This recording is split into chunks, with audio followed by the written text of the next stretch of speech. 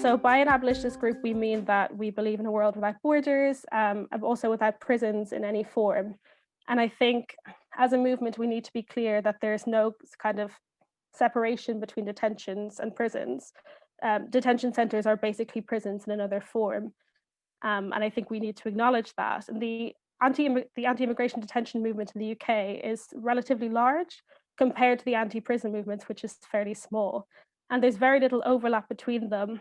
And I think that's often deliberate because the kind of mainstream face of migrant solidarity in the UK are these large NGOs and charities that really rely on this language of, the innocent migrant. And so you'll more often hear large charities talking about asylum seekers and refugees because asylum seeker and refugee are terms that are kind of coded as innocent and non-threatening and deserving. And I think, anytime that you are coding one group of people as deserving in detention, you're automatically saying that there's another group of people in detention who are not deserving. And I think in practice, there isn't this clear division between people who are criminals and people who are migrants. You'll hear these discussions of like migration is not a crime. But if you look at the population of a UK detention centre, there's actually a lot of overlap.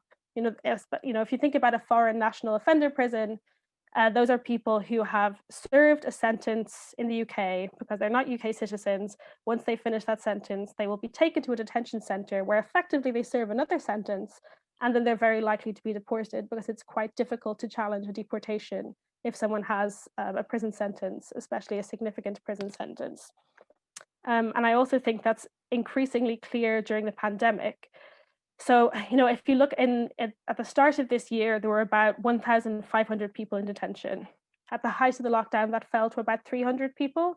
And almost all of those people who were in detention at the height of the pandemic, when there was, no hand sanitizer, there were no COVID tests happening, it was virtually impossible to get real medical care in detention, as it always is. Those were people who the Home Office were deeming dangerous criminals.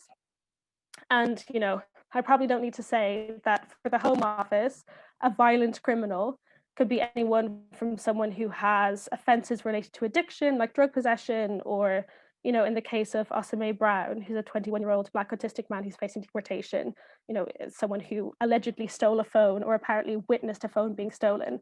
That's enough for the Home Office to say that they're a violent criminal.